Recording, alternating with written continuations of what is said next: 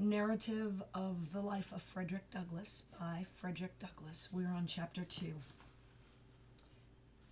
My master's family consisted of 2 sons, Andrew and Richard, 1 daughter, Lucretia, and her husband, Captain Thomas Auld, A-U-L-D.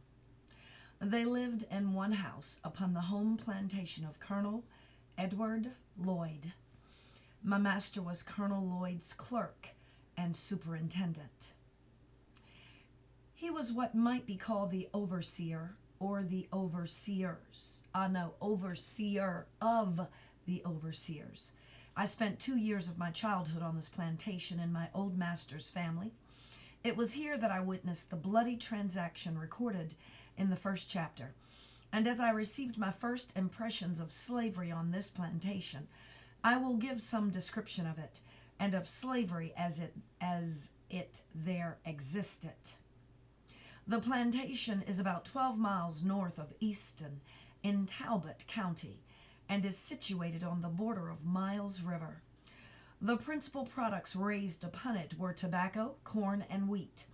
These were raised in great abundance, so that with the products of this and the other farms belonging to him, he was able to keep in almost constant employment a large sloop in carrying them to market at Baltimore. This sloop was named Sally Lloyd, in honor of one of the colonel's daughters. My master's son-in-law, Captain Auld, was master of the vessel. She was otherwise manned by the colonel's own slaves. In other words, sloop was a vessel. I didn't know that. Okay. Their names were Peter, Isaac, Rich, and Jake. These were esteemed very highly by the other slaves and looked upon as the privileged ones of the plantation, for it was no small affair in the eyes of the slaves to be allowed to see Baltimore. Colonel Lloyd kept from 300 to 400 slaves on his home plantation and owned a large number more of the neighboring farms belonging to him. The names of the farms nearest to the home plantation were Y Town, W-Y-E, Town, and New Design. Y Town was under the overseership of a man named Noah Willis. New Design was under the overseership of Mr. Townsend. The overseers of those and all the rest of the farms, numbering over 20, received advance and direction from the managers of the home plantation. This was the great business place. It was the seat of government for the whole 20 farms. All disputes among the overseers were settled here.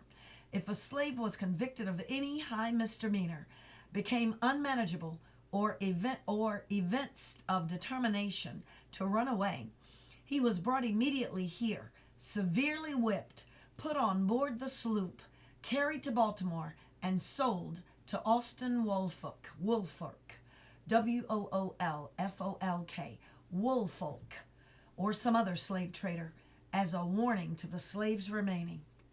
Here, too, the slaves of all the other farms received their monthly allowance of food and their yearly clothing. The men and women slaves received as their monthly allowance of food 8 pounds of pork, or its equivalent in fish, and 1 bushel of cornmeal.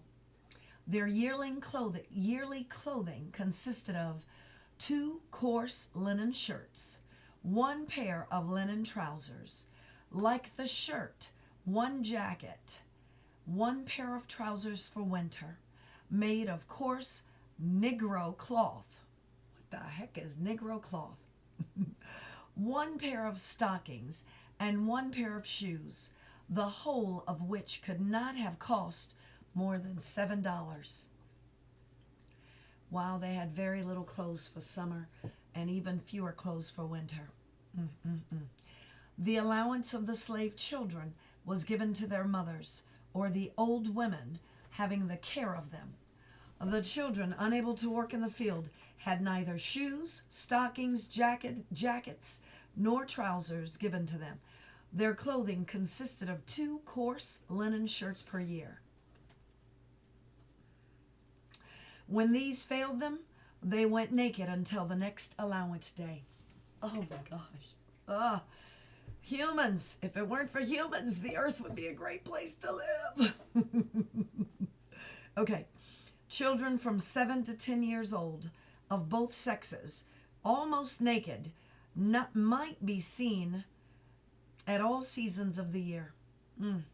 There were no beds given to slaves, unless one coarse blanket be considered such, and none but the men and women had these. This, however, is not considered a very great privation. So this was not considered that they were in privity. In other words, that they were in want. They find less difficulty from the want of beds than from the want of time to sleep. For when their day's work in the fields done, the most of them having their washing, mending, and cooking to do, and having few or none of the ordinary facilities for doing either of these, very many of their sleeping hours are consumed in preparing for the field the coming day. And when this is done, old or young, male or female, married or single, drop down side by side on one common bed, the cold, damp floor, each covering himself or herself with their miserable blankets. And here they sleep till they're summoned to the field by the driver's horn. At the sound of this, all must rise and be off to the field. There must be no halting. Everyone must be at his or her post. And woe betides them who hear not this morning's summoning to the field. For if they're not awakened by the sense of hearing, they are by the sense of feeling. No age nor sex finds any favor. Mr. Severe, the overseer, used to stand by the door of the quarter, armed with a large hickory stick and heavy cowskin, ready to whip anyone who is so unfortunate as not to hear, or from any other cause was prevented from being ready to start for the field at the sound of the horn. This just makes me, it's hard to not get angry. It's hard to not get sad, because when one human treats another human like a dog, like an animal, Mr. Severe was rightly named. He was a cruel man. I've seen him whip a woman, causing the blood to run half an hour at a time. And this, too, in the midst of her crying children, pleading for their mother's release. He seemed to take pleasure in manifesting his fiendish barbarity. Added to his cruelty, he was a profane swearer. It was enough to chill the blood and stiffen the hair on an ordinary man to hear him talk. Scarce a sentence escaped him, but that was commenced or concluded by some horrid oath. The field was the place to witness his cruelty and his profanity. His presence made it both the field of blood and of blasphemy. From the rising till the going down of the sun, he was cursing, raving, cutting, and slashing among the slaves in the field in the most frightful manner. His career was short. He died very soon after I went to Colonel Lloyd's, and he died as he lived, uttering with that dying groans, bitter curses, and horrid oaths. His death was regarded by the slaves as the result of a merciful providence. Mr. Severe's place was filled by a Mr. Hopkins. He was a very different man. He was less cruel, less profane, and made less noise than Mr. Severe. His course was characterized by no extraordinary demonstrations of cruelty. He whipped, but seemed to take no pleasure in it. He was called by the slaves a good overseer. The home plantation of Colonel Lloyd wore the appearance of a country village. All the mechanical operations for all the farms were performed here. The shoemaker and mending, the blacksmithing, cart riding, cooperating, or coopering, that is, weaving and grain grinding were all performed by the slaves on the home plantation. The whole place wore a business-like aspect, very unlike the neighboring farms. The number of houses, too, conspired to give it advantage over the neighboring farms. It was called by the slaves the Great House Farm. Few privileges were esteemed higher by the slaves of the out farms than that of being selected to do errands at the Great House Farm. It was associated in their minds with greatness. A representative could not be prouder of his election to a seat in the American Congress than a slave on one of the out farms would be of his election to do errands at the Great House Farm. They regarded it as evidence of great confidence reposed in them by the overseers, and it was on this account, as well as a constant desire to be out of the field from under the driver's lash, that they esteemed it a high privilege, one worth careful living for. He was called the smartest and most trusted fellow, who had this honor conferred upon him the most frequently. The competitors for this office sought as diligently to please their overseers as the office seekers in the political parties seek to please and deceive the people. The same traits of character might be seen in Colonel Lloyd's slaves as are seen in the slaves of the political parties. The slaves selected to go to the Great House Farm for the monthly allowance for themselves and their fellow slaves were peculiarly enthusiastic. While on their way, they would make the dense old woods for miles around reverberate with their wild songs, revealing at once the highest joy and the deepest sadnesses. They would compose and sing as they went along, consulting neither time nor tune.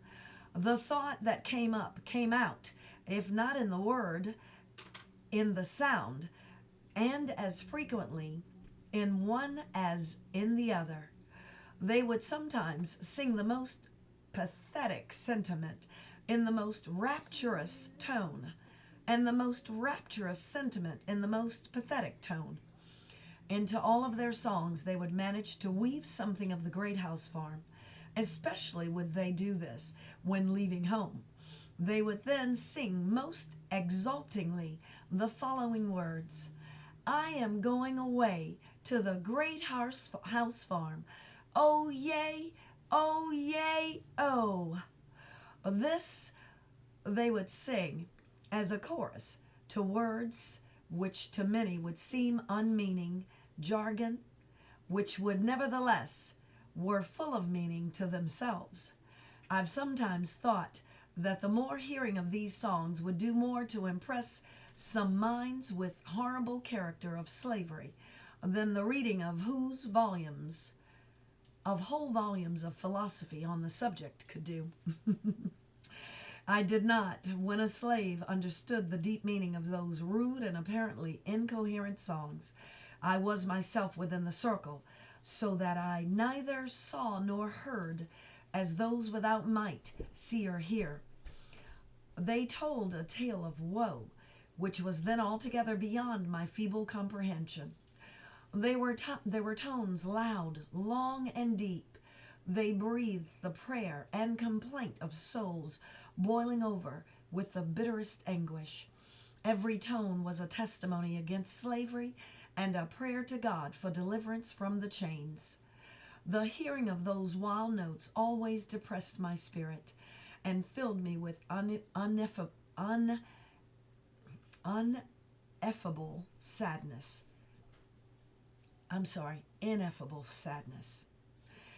I frequently found myself in tears while hearing them. The mere recurrence to those songs even now afflicts me, and while I'm writing these lines, an expression of feeling was already found its way down my neck, down my cheek.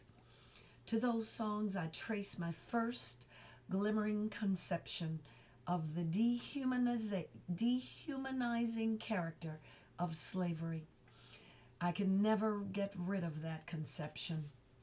Those songs still follow me to deepen my hatred of slavery and quicken my sympathies for my brethren in bonds.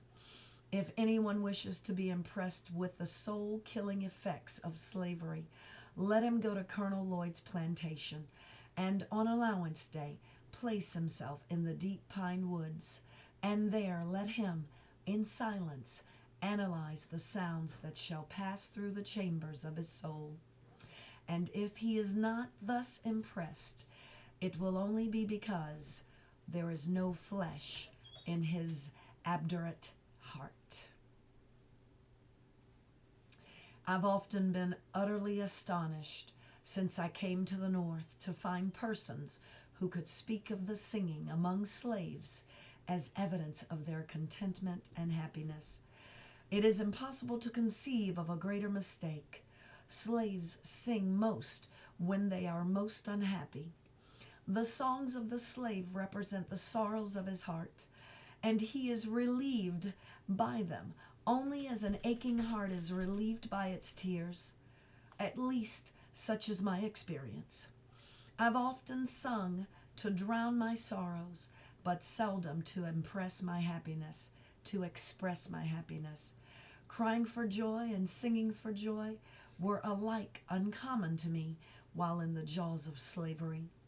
The singing of a man cast away upon a desolate island might be as appropriately considered as evidence of contentment and happiness as the singing of a slave. The songs of the one and of the other are prompted by the same emotion. The end of chapter 2.